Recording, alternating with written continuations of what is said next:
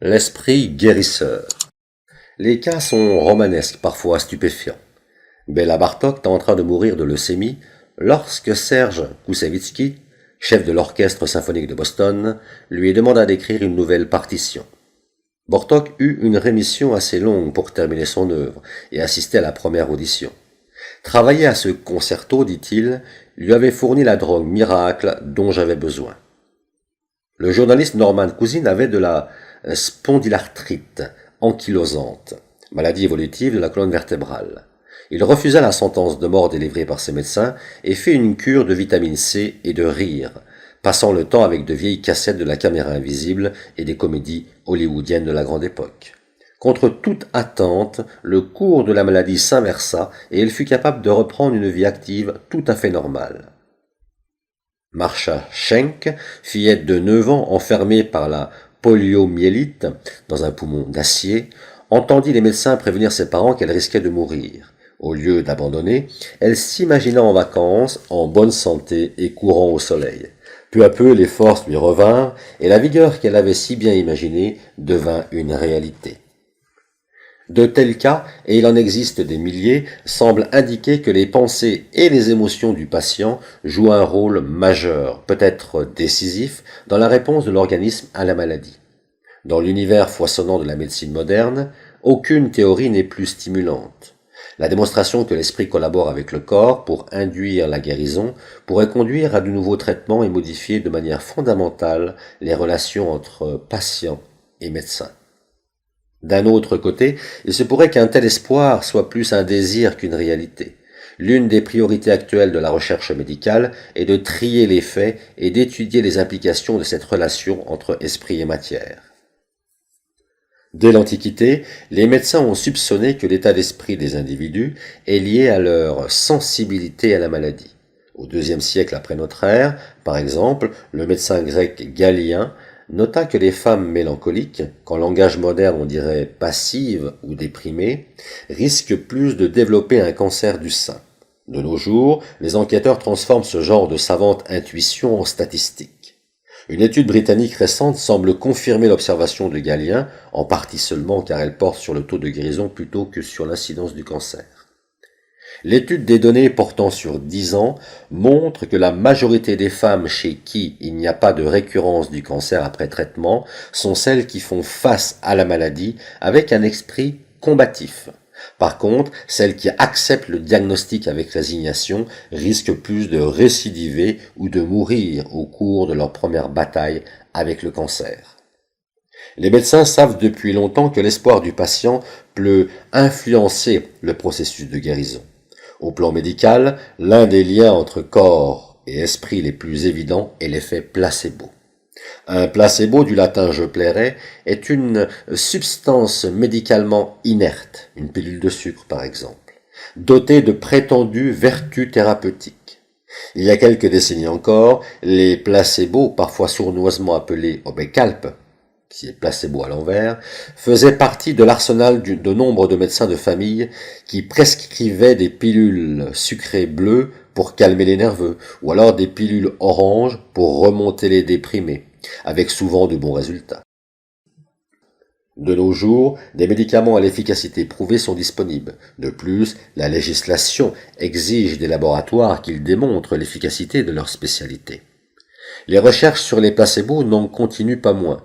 Une étude a permis de déterminer que 33% des symptômes de n'importe quelle maladie sont soulagés par un traitement placebo et une observation complémentaire que les placebos aident 35% des patients qui en reçoivent. On s'est même avisé que ce pourcentage double lorsque le placebo est présenté de façon très enthousiaste par un médecin à qui les patients font confiance.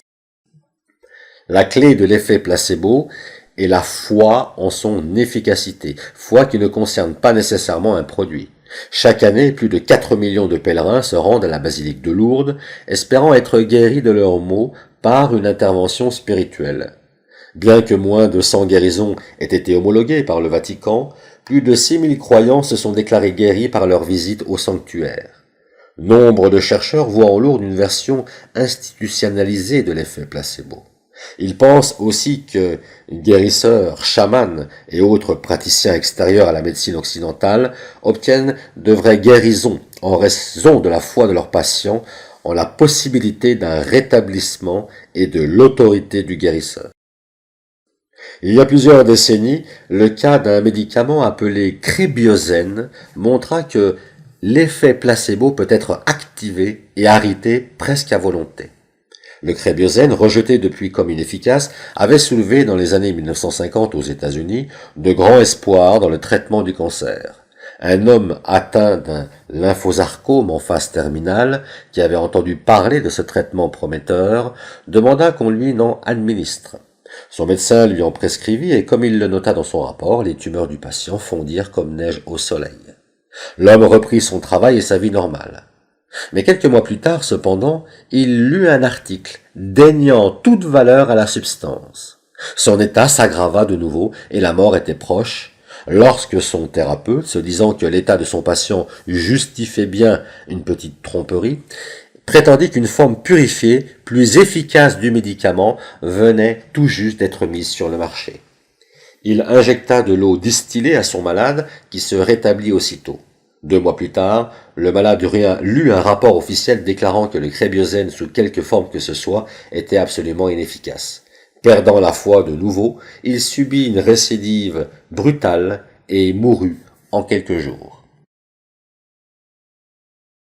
L'effet placebo n'est que l'un des aspects des relations mal connues entre corps et esprit.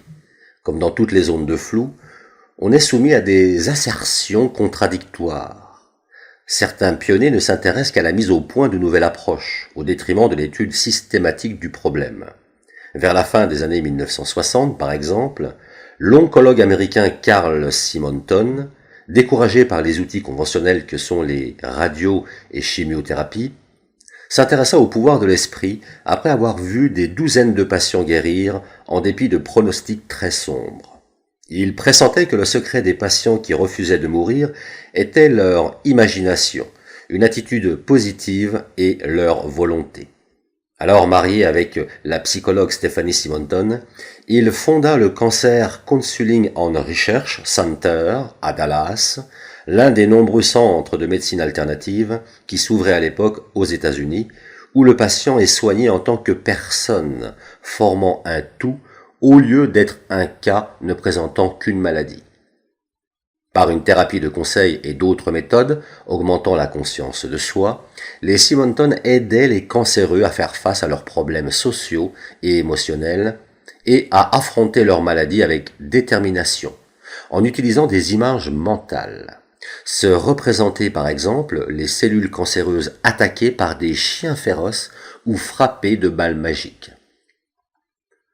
Un ouvrage publié en 1978 expose les résultats impressionnants obtenus sur 159 patients ayant tous, en principe, un peu moins de 1 an à vivre. Ils survécurent, pour la plupart, plus de 20 mois, et certains se rétablirent même complètement. Ces observations étaient généralement brocardées par la communauté médicale. Les sceptiques se demandaient si les cas prétendument terminaux avaient été correctement diagnostiqués. Il faisait remarquer que certains des patients se portaient suffisamment bien pour effectuer un long voyage afin de se rendre à la clinique. Les incrédules notaient aussi que le programme apprenant aux patients à prendre en charge leur vie pouvait simplement les avoir incités à suivre correctement les prescriptions médicales. Il y avait également un aspect éthique. Prétendre que la survie dépend de la force de caractère semble impliquer que l'absence de guérison est, en quelque sorte, la faute du patient. Face aux affirmations des apôtres de la guérison mentale, médecins comme les Simonton, journalistes tels Norman Cousins, les médecins traditionnels craignaient que de grands espoirs ne se fondent sur des bases scientifiques plutôt qu'incertaines. Ils pensaient que des données telles les taux de guérison dans les centres alternatifs ou des récits personnels de traitement par le rire étaient trompeuses.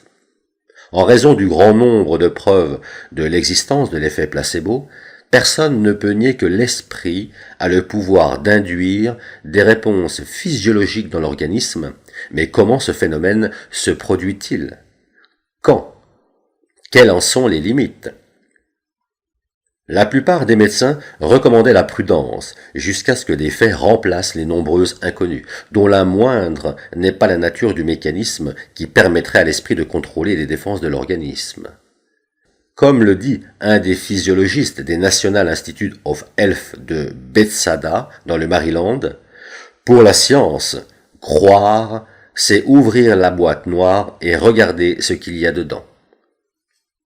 La logique voudrait que ce mécanisme caché mette en jeu le système immunitaire, mais il y a quelques décennies, l'orthodoxie médicale soutenait que c'était impossible.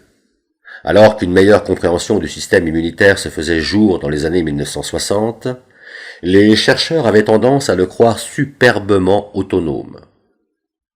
Étonnés par la complexité et la flexibilité de ses défenses, ils pensaient que, à la différence des autres systèmes de l'organisme, il opère seul, indépendamment du cerveau.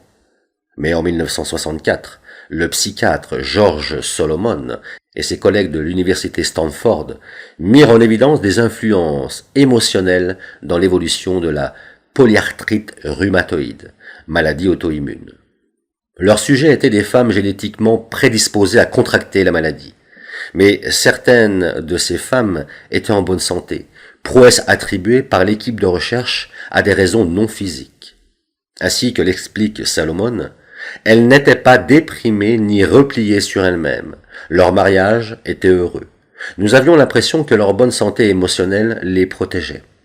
Solomon s'appuyait sur des travaux antérieurs, lui suggérant l'existence d'un type de personnalité rhumatoïde, chez qui la colère est réprimée et les autres émotions mal exprimées. Les gens de ce type risquent plus que d'autres de contracter une polyarthrite rhumatoïde. Pour décrire le lien qu'il observait et nommer cette nouvelle discipline, Solomon proposa psycho-immunologie, ou étude des rapports entre esprit et immunité. Mais cette idée était trop en avance pour le corps médical. Que la personnalité puisse être la cause d'une défaillance du système immunitaire était une théorie trop révolutionnaire pour être acceptée d'emblée par la plupart des professionnels de la médecine. Pourtant, les preuves de l'existence de liens entre système immunitaire et cerveau s'accumulaient. En 1974, Robert Haider, psychologue à l'université de Rochester à New York, démontra, sans l'avoir cherché, que le système immunitaire des rats pouvait répondre à un apprentissage. Lorsqu'on apprend à un homme ou un animal à associer deux événements sans rapport l'un avec l'autre, on obtient une réponse conditionnée. L'expression fut proposée par le physiologiste russe Ivan Pavlov, qui conditionna des chiens à saliver au son d'une clochette, événement sans rapport avec le fait de manger. Pour cela, il faisait tinter la clochette juste au moment où la vue et l'odeur des aliments commençaient à faire saliver les animaux. Après un nombre suffisant de répétitions, les chiens salivaient chaque fois que Pavlov faisait tinter la cloche, même en l'absence de nourriture. Au cours d'une expérience semblable, Haider développa chez des rats une aversion pour l'eau sucrée en les rendant malades à l'aide d'un médicament dès qu'ils se mettaient à boire. Par hasard, le médicament était un immunosuppresseur. Tout en provoquant des crampes d'estomac, le produit stoppait la division des globules blancs. À son grand étonnement, Haider constata que lorsque les rats conditionnés buvaient de l'eau sucrée sans recevoir le médicament, la réponse conditionnée leur faisait arrêter la production d'anticorps. La théorie médicale n'offrait aucune explication de ce phénomène. Le système immunitaire n'étant pas censé avoir des liens avec le cerveau, organe de l'apprentissage. Selon Haider, sa découverte soulevait d'innombrables questions sur le fonctionnement normal et les possibilités de modification du système immunitaire. Des facteurs mentaux autres que le conditionnement pouvaient-ils affecter le système immunitaire? Le mécanisme normal de l'immunité pouvait-il comporter des facteurs mentaux? Haider pensait que les communications entre cerveau et système immunitaire étaient assurées par les systèmes nerveux et endocriniens. Il allongea le néologisme de Salomon en psychoneuroimmunologie et l'utilisa comme titre d'un ouvrage rassemblant des articles de chercheurs travaillant sur des sujets qui lui semblaient liés à ce domaine. Cet ouvrage, publié en 1981, devint la première référence complète sur cette discipline naissante. Peu après, un médecin reproduisit les expériences d'Eder en conditionnant un patient humain. Le pédiatre Karen Holness soignait Marette, fillette de 10 ans atteinte de lupus. Tentant de minimiser les effets secondaires d'un immunosuppresseur, le même que celui qu'Eder avait donné à ses rats, Holness apprit à Marette à associer au produit le goût d'huile de foie de morue et le parfum d'une rose. Ainsi qu'elle le dit plus tard, nous savions que le goût et l'odorat sont les sens les plus faciles à conditionner. Nous espérions doubler nos chances de succès en associant à l'immunosuppresseur un goût plus une odeur. Une fois conditionné, l'organisme de Marette leur répondit de la même façon qu'aux médicaments. Nous avons fini par donner à Marette une dose de médicaments moindre que celle que nous aurions donnée à un enfant n'ayant pas subi ce conditionnement, et elle s'en porta aussi bien. Inversement, le conditionnement peut induire des troubles. C'est le cas avec l'asthme, qui provoque une difficulté à respirer accompagnée d'un bruit sifflant. L'asthme est déterminé par un certain nombre de facteurs, dont une prédisposition génétique, le stress psychologique et l'exposition aux allergènes. Les médecins savent depuis longtemps qu'il est possible de conditionner le facteur allergique. La vue d'un chat, même à distance, peut provoquer une crise chez un asthmatique allergique au poil de l'animal. La découverte que le système immunitaire pouvait répondre au conditionnement, tout comme le vieil effet placebo, convainquit les chercheurs que la psychoneuroimmunologie avait de l'avenir. Mais tant que les chercheurs n'auraient pas découvert comment le cerveau et le système immunitaire communiquent, et non de simples indices, les progrès risquaient d'être lents et hésitants. Il se trouve qu'une partie des bases anatomiques et chimiques de ces communications furent découvertes à peu près au moment où Eder découvrait que le système immunitaire peut apprendre. Vers le début des années 1970, une équipe multidisciplinaire de chercheurs, le physiologiste Hugo Besedowski, l'immunologiste Ernst Sorkin et la biochimiste Adriana Del Rey, plaça des électrodes dans le cerveau d'un rat et stimula son système immunitaire par l'injection de cellules étrangères. L'activité électrique du cerveau du rat augmenta après l'injection, ce qui constitua, comme le dit Besedowski, la première indication nette que le cerveau savait vraiment ce que faisait le système immunitaire. Peu après, un immunologiste français, Gérard Renoux, étudia l'effet immunitaire de la destruction du portion du cortex cérébral de souris. Il découvrit que la production et l'efficacité des globules blancs diminuaient lorsqu'il enlevait une partie du côté gauche du cortex, mais que s'il excisait la partie correspondante du côté droit, ces mêmes globules devenaient plus agressifs. Selon lui, cela suggérait que, dans des circonstances normales, le système immunitaire est stimulé par le côté gauche et déprimé par le côté droit. Renoux en conclut: le cerveau contrôle le système immunitaire de la même manière qu'il contrôle les comportements. Il doit y avoir une coopération entre les côtés droit et gauche. La question des contacts entre cerveau et immunité fut réglée au début des années 1980 avec la découverte des voies neurales vers le système immunitaire. Travaillant à la fois sur l'homme et l'animal, Karen Bullock de la State University of New York à Stony Brook repéra des neurones reliant le tronc cérébral et la moelle épinière au tissu du thymus, la glande où les lymphocytes T apprennent à distinguer le soi du non-soi. David Felten, de l'université de Rochester, étendit les recherches à la rate, avec des résultats similaires. Là, juste au milieu des cellules du système immunitaire, se trouvait un paquet de fibres nerveuses. Avec d'autres chercheurs, il a découvert depuis des fibres nerveuses atteignant la moelle osseuse et les ganglions lymphatiques, en fait tous les sites du système immunitaire. Entre-temps, un moyen de communication très différent entre le cerveau et le système immunitaire avait été découvert, utilisant celui-ci des messagers chimiques qui parcourent le sang et la lymphe jusqu'à ce qu'ils rencontrent un récepteur, un point d'attache ayant une structure moléculaire qui leur corresponde. L'une des chercheuses de pointe dans cette chasse aux messagers est la neuropharmacologue Candace Pert. Elle attira l'attention du monde scientifique au début des années 1970, lorsque, jeune diplômée à l'université Johns Hopkins, elle découvrit avec Solomon Snyder, son patron de thèse, que le cerveau possède des récepteurs spécialisés, des opiacés, tels que la morphine et l'héroïne. Récepteurs d'autant plus surprenants qu'ils devaient servir à quelque chose. On peut supposer que Dieu ne nous a pas créés avec un récepteur opiacé dans le cerveau pour que nous puissions découvrir comment se calmer à l'opium. La réponse arriva vite. Le corps a ses opiacés naturels, les endorphines, qui sont les morphines endogènes, celles qui procurent aux coureurs de fond un sentiment d'euphorie après les premiers kilomètres. Les endorphines ne sont qu'une petite partie du vaste éventail des corps chimiques de l'organisme. Perth s'intéressa aux neuropeptides, chaînes d'acides aminés qui agissent en tant que neurotransmetteurs, allant du cerveau vers les cellules de tout l'organisme et également des cellules immunitaires vers le cerveau. Avec d'autres chercheurs, Perth a déjà catalogué une cinquantaine de neuropeptides dont les fonctions vont de causer la vive douleur qu'on le ressent quand on se blesse, à dire au corps qu'il a soif et qu'il doit économiser son eau.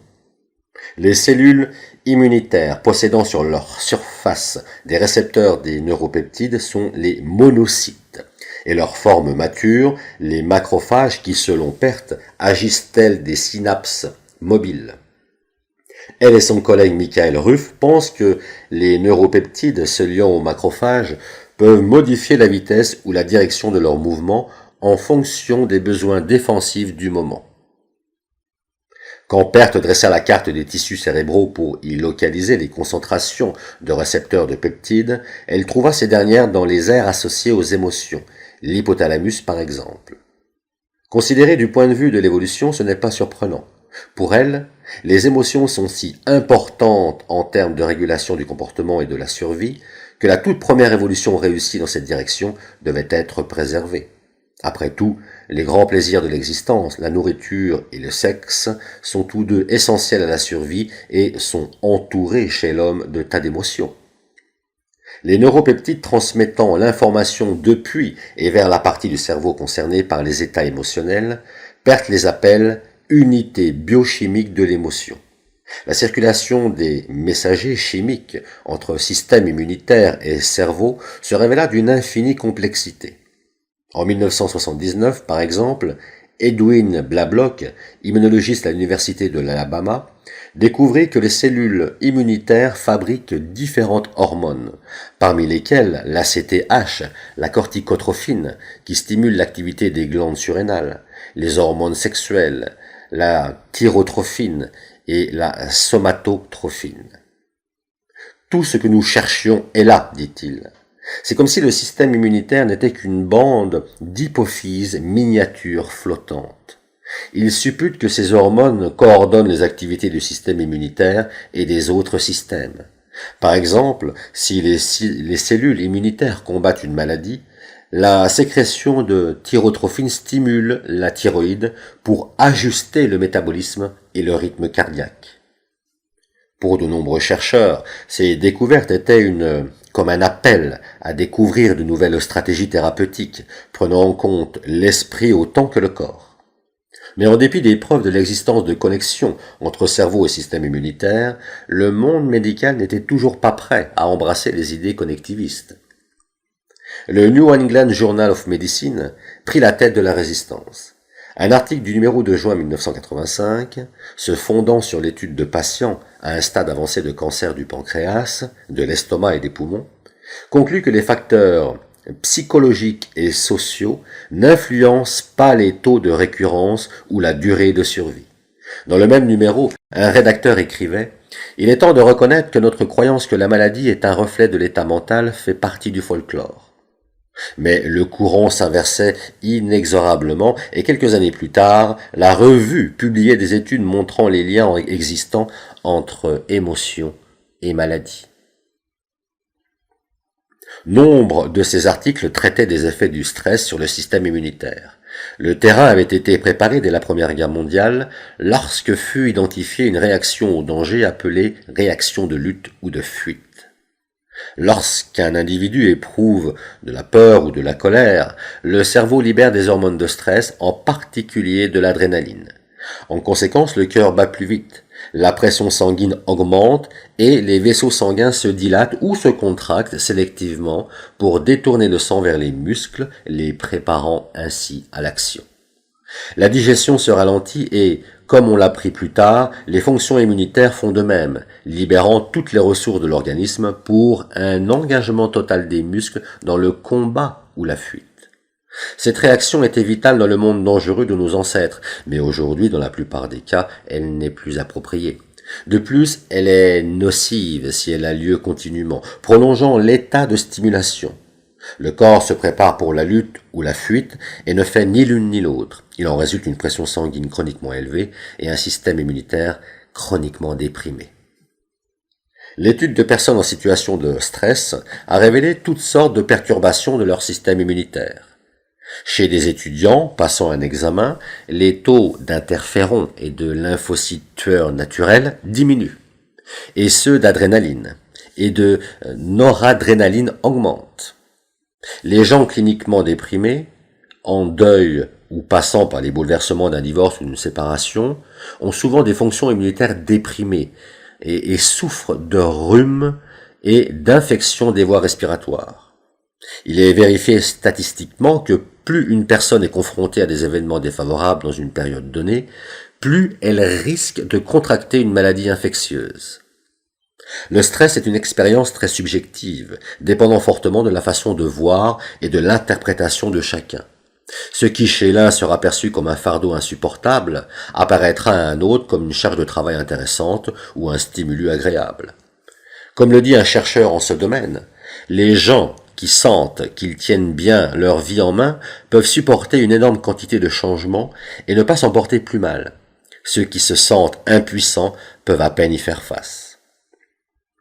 Les études de psycho-neuroimmunologie ont montré qu'une attitude négative envers la vie, s'attendre au pire, à des déceptions et des défaites, interfère avec le système immunitaire. En revanche, les optimistes ont généralement une forte activité immunitaire.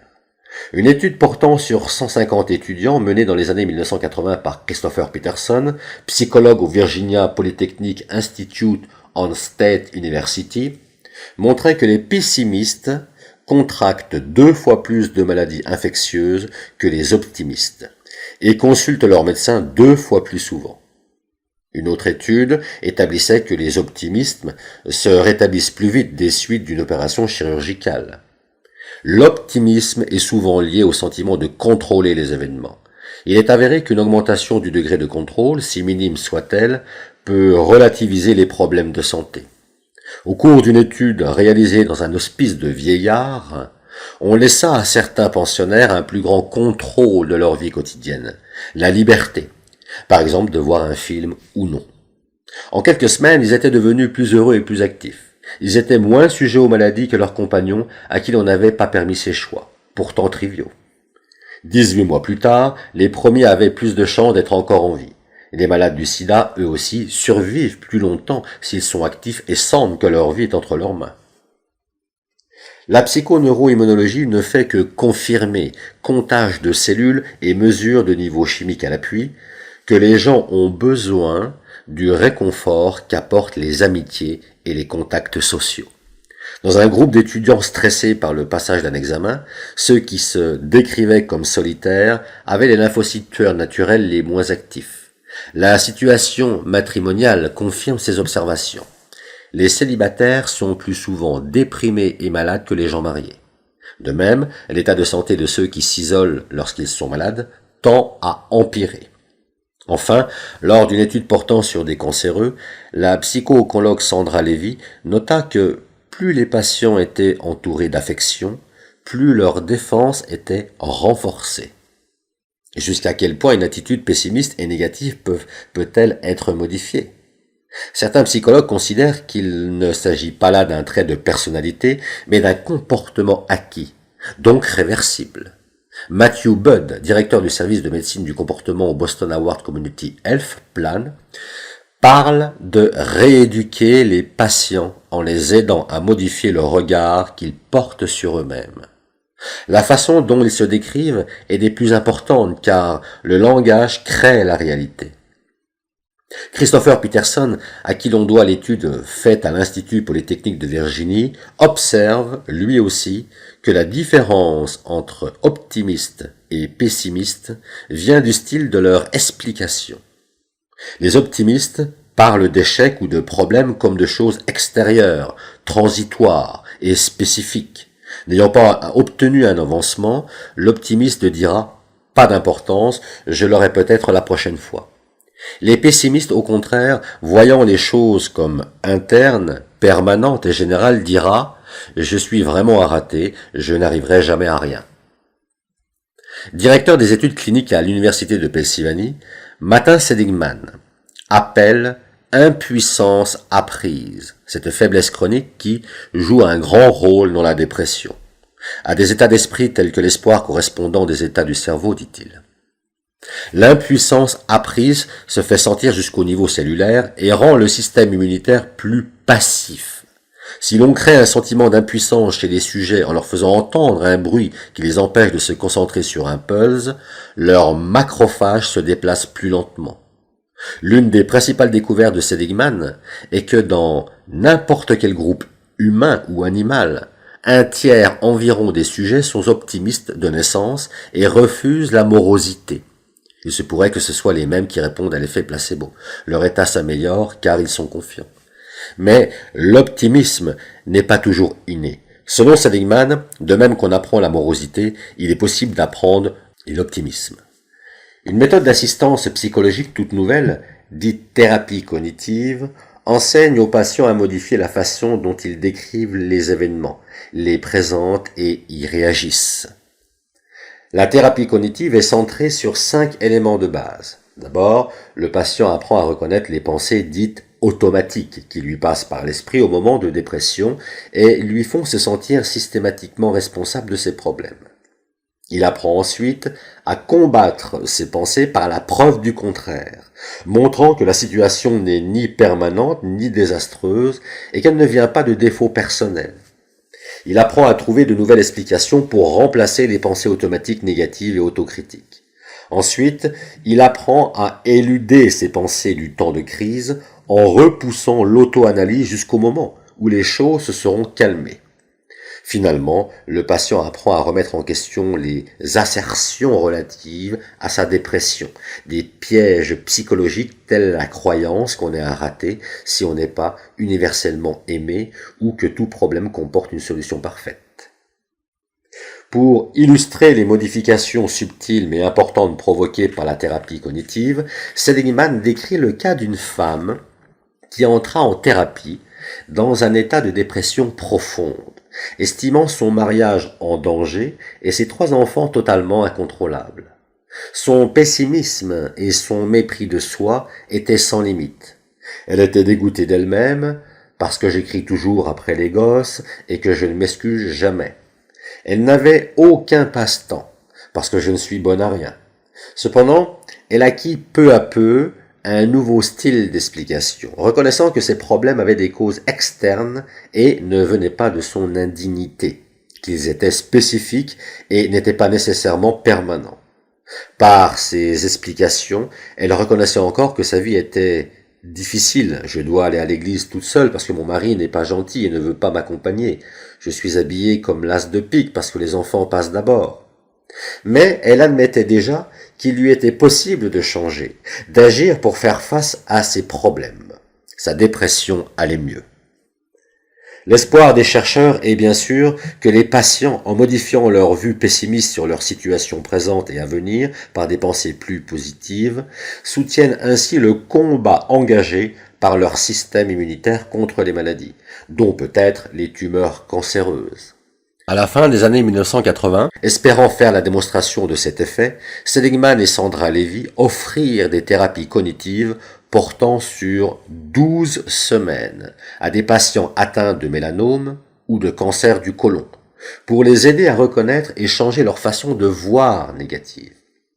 Les lymphocytes tueurs naturels de ces patients devinrent beaucoup plus actifs que ceux des patients ne suivant pas ce type de thérapie. Pour étudier l'effet de l'expression d'émotions fortes sur le système immunitaire, on demanda à des acteurs de manifester une profonde tristesse puis une grande joie au cours d'une scène improvisée. Une fois les acteurs immergés dans ces sentiments intenses, on leur préleva un peu de sang. À la lumière des découvertes en psychoneuroimmunologie, les chercheurs ne furent pas surpris de constater que l'expression de la joie favorisait le système immunitaire. Ce qui les étonna, c'est que la tristesse avait le même résultat. En 1988, d'autres chercheurs découvrirent un effet similaire chez des gens ayant subi une expérience traumatisante, qui passèrent 20 minutes, 4 jours d'affilée, à en faire la relation écrite. Cette expérience pénible qui faisait ressurgir des souvenirs douloureux se traduisit pourtant par une activité accrue des cellules immunitaires. Mettre ces émotions en bocal ajoute donc au fardeau du stress et peut être dangereux pour la santé. La détresse psychologique, non soulagée, se manifeste souvent par des maladies physiques.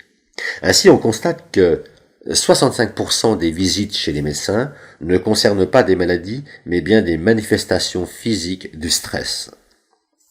En langage médical, on dit que ces patients somatisent, c'est-à-dire qu'ils traduisent leur angoisse en symptômes corporels, souvent très symboliques. Un cas remarquable est celui d'une élève violoniste qui dut abandonner l'école de musique en raison d'un eczéma persistant qui mettait sa main à vif. Un psychothérapeute l'aida à explorer ses sentiments envers sa famille et elle réalisa qu'elle se sentait coupable de ne pas rester à la maison pour s'occuper d'une grand-mère âgée. Son problème mis à jour, l'eczéma a disparu et elle put reprendre ses études. Dans un autre cas, une jeune mère, exaspérée par les coliques persistantes de son bébé et le désintérêt progressif de son mari, développa une éruption sévère juste sous son alliance, alors qu'elle portait d'autres bagues en or. Son annulaire devint si gonflé qu'il fallut couper l'alliance, comme si son corps criait ce qu'elle taisait, qu'elle eût souhaité ne s'être jamais mariée. Pour certains chercheurs, il n'est pas exclu qu'étouffer ses émotions et refouler continuellement la réponse de lutte ou de fuite puisse causer des cancers. La psychologue Lydia Temoshok a émis l'hypothèse d'une corrélation entre l'incidence de tumeurs cancéreuses et une réponse extrêmement passive au stress, qu'elle appelle comportement de type C. L'expression se réfère à la nomenclature en type A et B, en rapport avec la pathologie cardiaque inventée dans les années 1960. Selon ce système, les individus de type A, très compétitifs, anxieux, égocentriques et sujets à des explosions de colère, sont précocement menacés de crise cardiaque en raison des gros dégâts que leur agressivité habituelle occasionne à leur système cardiovasculaire. Ceux qui ont une attitude dite de type B sont souvent plus décontractés, plus nonchalants, expriment leurs émotions de façon appropriée et font en sorte de satisfaire leurs besoins comme ceux des autres. Ils peuvent passer outre aux petites irritations quotidiennes et bénéficient d'une meilleure santé cardiovasculaire. Vers le début des années 1990, Temoshok ajouta le type C à la liste, le décrivant comme prédisposé aux maladies et à l'exact opposé de l'agressivité du type A.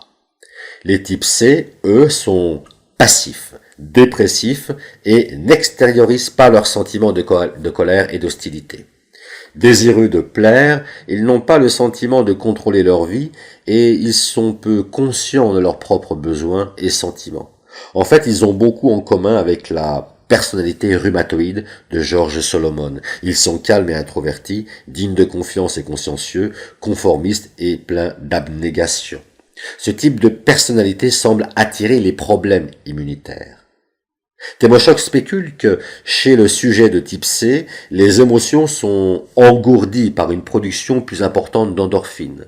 Refouler constamment ces émotions pourrait élever le taux de ces analgésiques naturels qui, à leur tour, affaibliraient le système immunitaire et rendraient l'individu de type C plus sensible à la maladie. Le type C, que Temoshok appelle aussi personnalité refoulée, est lié à l'arthrite et éventuellement à l'asthme et à l'hypertension. Certaines études sur l'animal ont montré que des cellules tumorales injectées ont plus de chances de prendre chez les animaux passifs et stressés, ceux qui se comportent comme des personnes de type C. Madelon Vinzintner, travaillant avec Martin Seligman à l'université de Pennsylvanie, obtint ses résultats en 1982 au cours d'une expérience très bien menée. Elle commença par implanter chez des rats un nombre de cellules sarcomateuses précisément calculées pour être fatales en l'absence d'attaque par le système immunitaire. Des essais antérieurs avaient déterminé que ce nombre se traduit par un taux de mortalité de 50% chez des rats ayant un système immunitaire normal. Vinzintner divisa ensuite les rats en 3 groupes. Les rats du premier recevaient de faibles chocs électriques, mais avaient la possibilité de les faire cesser en appuyant sur un levier. Ceux du deuxième recevaient les mêmes chocs, mais n'avaient nul moyen d'y échapper. Le troisième ne recevait aucun choc. En 1 mois, les cellules cancéreuses implantées avaient eu des effets très différents dans chacun des 3 groupes. Le taux de mortalité habituel apparut chez les rats qui ne recevaient aucun choc. Une moitié survécut et l'autre mourut. Parmi les rats qui pouvaient contrôler les chocs, 70% rejetèrent les cellules tumorales et vécurent. En revanche, 27% seulement des rats impuissants surmontèrent le cancer, les autres succombèrent. Ces résultats ne peuvent être extrapolés à l'homme, car les tumeurs induites n'ont rien à voir avec le déclenchement des cancers humains. Il n'existe encore aucune preuve que les individus de type C développent plus de cancers que les autres. Même si cela se vérifiait, l'explication pourrait en être que les patients de type C répondent par une attitude fataliste au diagnostic de cancer. Temoshok n'en demeure pas moins convaincu qu'une attitude de type C est un facteur de risque face au cancer. Elle pense par contre que le type C, étant un comportement appris, peut être modifié et remplacé par une façon plus ouverte et plus saine d'accepter ses émotions, ce qu'elle appelle un style audacieux pour exprimer et libérer ses sentiments. L'hypothèse que la personnalité puisse être un facteur de risque dans l'apparition du cancer est encore controversée, mais il existe de nombreuses preuves que l'état d'esprit peut influer sur la progression de la maladie, une fois celle-ci déclarée. Les cancéreux meurent rarement de leur première tumeur. C'est la métastase qui tue. Le processus au cours duquel des cellules cancéreuses dans la lymphe et le sang pour atteindre de nouveaux organes et elles se divisent en établissant de nouvelles tumeurs. L'arsenal flottant des lymphocytes tueurs est destiné à intercepter ces colonisateurs lors de leur migration vers de nouveaux tissus. Selon John Israelt, ancien directeur du Pittsburgh Institute Immunology Programme, nous pouvons traiter les tumeurs primaires, nous pouvons les couper, nous pouvons les tuer par chimiothérapie, mais les patients peuvent néanmoins mourir des métastases. Pour les cancéreux, les lymphocytes tueurs naturels sont ce qu'il y a de plus important pour les aider à vivre. Si tant d'études tendent à montrer que le nombre et l'activité de ces cellules sont affectés par l'état d'esprit du patient, Temoshok observe que, pour les cancérologues, la question ne devrait plus être « est-ce que l'organisme peut efficacement liquider le cancer ?» mais pourquoi l'organisme ne liquide-t-il pas efficacement le cancer? Outre la thérapie cognitive, les méthodes faisant interagir corps et esprit incluent toutes sortes de techniques destinées à renforcer les défenses immunitaires, relaxation, méditation, biorétroaction, hypnose, imagerie mentale, que toutes exigent une sorte d'attention dirigée. Dans la méditation, le but est d'apaiser l'esprit, souvent en fixant son attention sur la respiration. Selon une personne enseignant cette pratique, la méditation permet une diminution impressionnante de l'anxiété et une prise de conscience nouvelle, plus calme, de l'organisme. La biorétroaction utilise des appareils électriques pour apporter aux patients certaines informations sur leur corps, par exemple sur leur tension musculaire, la température de la peau, la transpiration, le pouls, la respiration. Cette prise de conscience de soi, électroniquement assistée, permet de maîtriser des troubles tels que la migraine, l'anxiété, l'hypertension et les douleurs chroniques. De nombreux patients utilisent aussi la biorétroaction comme un outil pour atteindre la relaxation. L'hypnose amène à un état relâché, dans lequel l'esprit s'ouvre à la suggestion. Dans une séance type, le thérapeute provoque l'hypnose en demandant à ses patients de se relaxer et de diriger leur attention. Ils peuvent aussi apprendre l'auto-hypnose et se faire à eux-mêmes des suggestions lorsqu'ils sont dans cet état réceptif. Dans les deux cas, et contrairement à la croyance populaire, l'hypnose n'est pas une transe, mais un état de concentration intense et dirigé, au cours duquel l'hypnotisé garde une totale conscience de son environnement. On ne sait ce qui se passe exactement dans le cerveau durant l'état hypnotique, et cette question est très controversée, mais il existe de nombreuses preuves de réponse de l'organisme à la suggestion. L'hypnose est utilisée contre les réactions allergiques et les éruptions herpétiques. On s'en sert aussi pour apaiser les crises d'asthme et maîtriser l'anxiété ou la crainte de la douleur. Des études indiquent qu'elle peut également affecter la réponse immunitaire.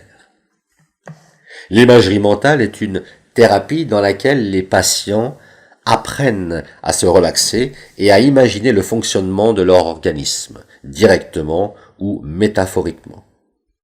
Comme exemple d'imagerie directe, on demanda à un asthmatique de passer 20 minutes, 2 fois par jour, à imaginer ses voies respiratoires s'ouvrant pour faciliter le passage de l'air.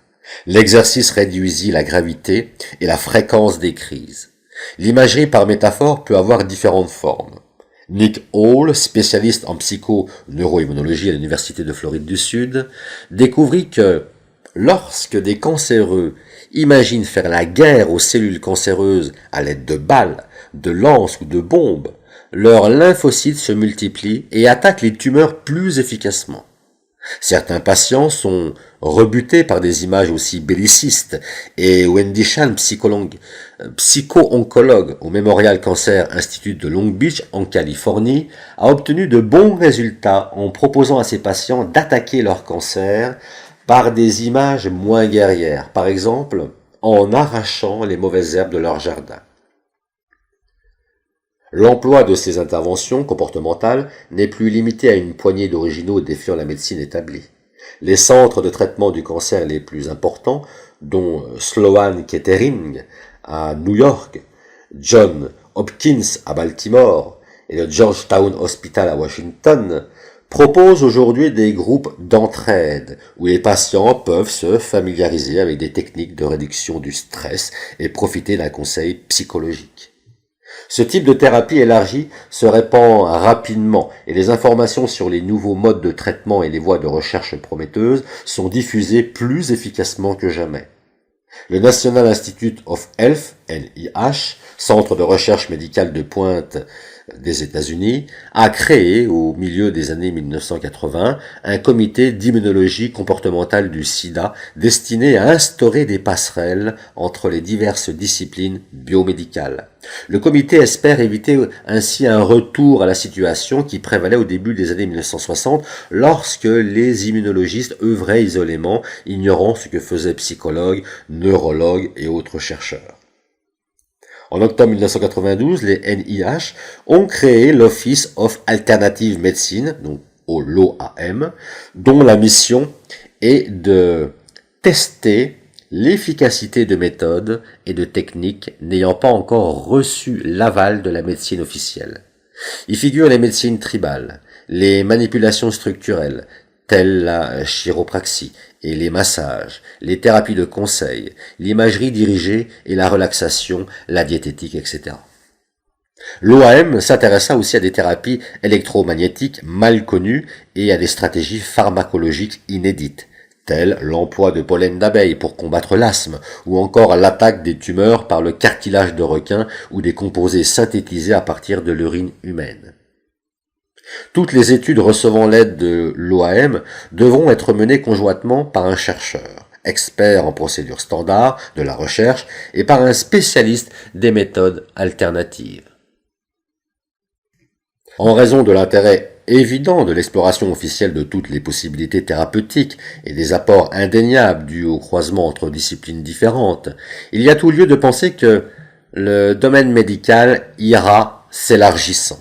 Certains thérapeutes prédisent l'emploi systématique de la psychologie dans la prévention et le traitement des maladies physiques. Nous verrons une plus grande attention portée sur la prévention, dit Martin Seligman, qui s'attend à ce que la psychologie devienne beaucoup plus utile pour soigner les gens. À l'heure actuelle, la plupart ne bénéficient d'une intervention psychologique que lorsqu'ils deviennent mentalement perturbés. ce qui équivaut à dire qu'il souffre déjà de maladies physiques. Seligman a récemment mis au point à Philadelphie un programme pour enseigner aux enfants les techniques de l'apprentissage de l'optimisme. Mon but est de les protéger de la dépression et de la maladie lorsqu'ils seront adultes. Jonas Salk, père du vaccin anti-polio, est d'accord avec cette approche. S'il débutait aujourd'hui dans la médecine, dit-il, je travaillerais toujours dans l'immunisation, mais elle serait psychologique plutôt que biologique. Difficile d'offrir une adhésion à la doctrine de la liaison esprit-corps plus éclatante que celle-là. À l'instar de nombreux chercheurs qui travaillent à mettre au point de nouveaux traitements fondés sur une association avec le système immunitaire, bien des médecins veulent développer de nouvelles relations avec leurs patients, en des termes qui utiliseront les ressources du patient au moins autant que celles du praticien.